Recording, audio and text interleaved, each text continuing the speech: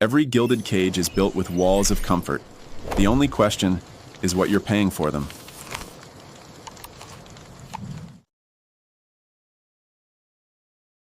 Welcome to The Explainer.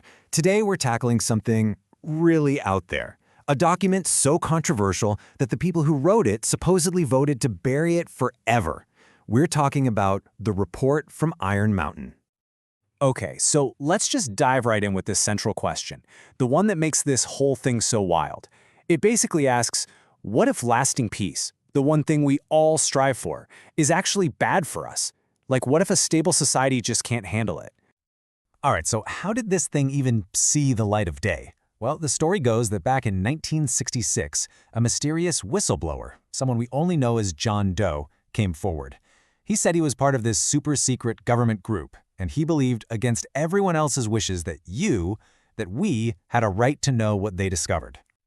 So let's set the scene. It's August 1963, right in the thick of the Cold War. A secret group of 15 people gets together at a place called Iron Mountain. And these weren't just anybody. We're talking top experts in economics, history, you name it. Their mission? To tackle a problem no one was talking about. What happens? What really happens if we actually get permanent peace?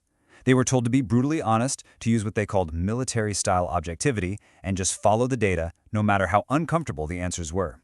So, after 2.5 years of these secret meetings, what did they come up with? Well, they reached a conclusion. A conclusion so bombshell, so unsettling, that the group itself apparently voted to make sure it never, ever got out. And here it is, the big one. The report flat out says, lasting peace, while maybe possible in theory, is probably a terrible idea. It argues that, get this, it would not be in the best interest of a stable society. In other words, our entire social structure, everything we know, it needs war. It's built on it. Okay, I know that sounds absolutely insane. So to even begin to wrap our heads around it, we have to look at how the report redefines war. It's a total paradigm shift. It forces you to throw out everything you've ever been taught.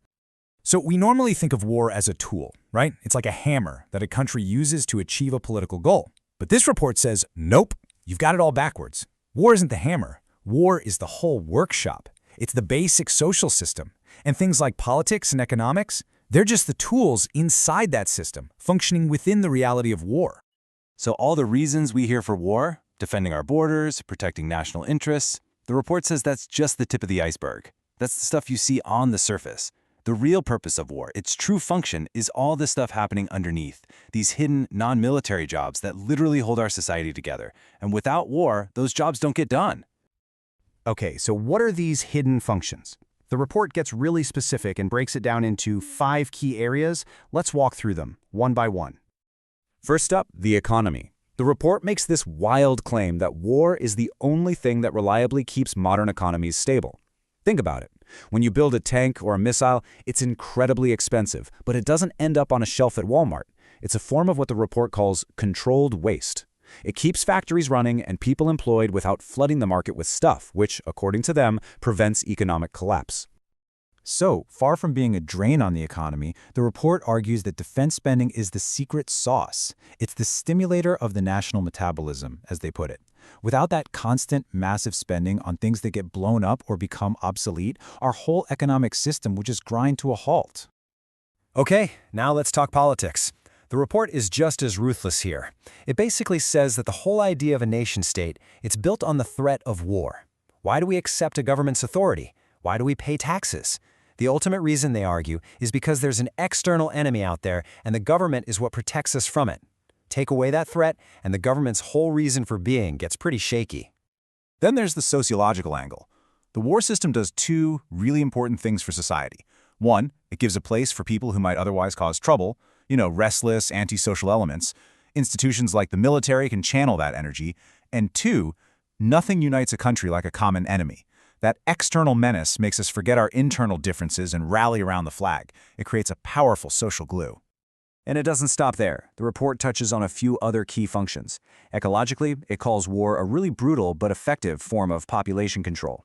Culturally, it says war has always inspired our greatest art and defined our values. And scientifically, come on, this one's a biggie. The report argues that the main driver for major scientific breakthroughs, from the internet to GPS, has always been the military's need for better weapons.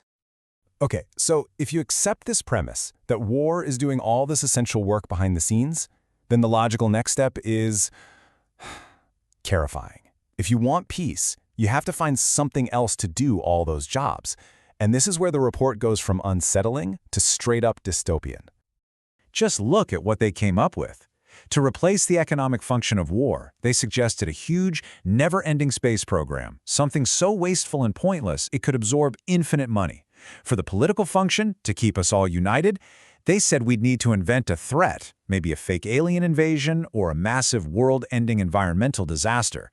And for social control, I mean, this is just chilling. They actually floated the idea of bringing back a sophisticated form of slavery. So that brings us to the end, the final verdict. After laying all this out, how essential war is, how horrifying the replacements would have to be, what was their actual recommendation? What did they tell the government to do? Their warning was crystal clear. They said it would be fundamentally irresponsible to get rid of the war system, at least not until we have a fully tested, ready-to-go replacement for it. A replacement that, as we've seen, would probably look like something out of a science fiction nightmare. So just let that sink in for a second. The conclusion of this top-secret study wasn't, we need to find a way to make peace work. No, it was, we need to keep the war system going. In fact, they said we should improve it, make its stabilizing functions even more effective until we've figured out this whole dystopian substitute thing. And that's where we're left. For over 50 years, people have argued about this document. Is it real? Is it a hoax? A brilliant political satire? But you know what? In a way, it almost doesn't matter, because the question it raises is very, very real. And it's a question we still have to ask ourselves today. Genuine or not, what if it's right? Could our society actually survive without war?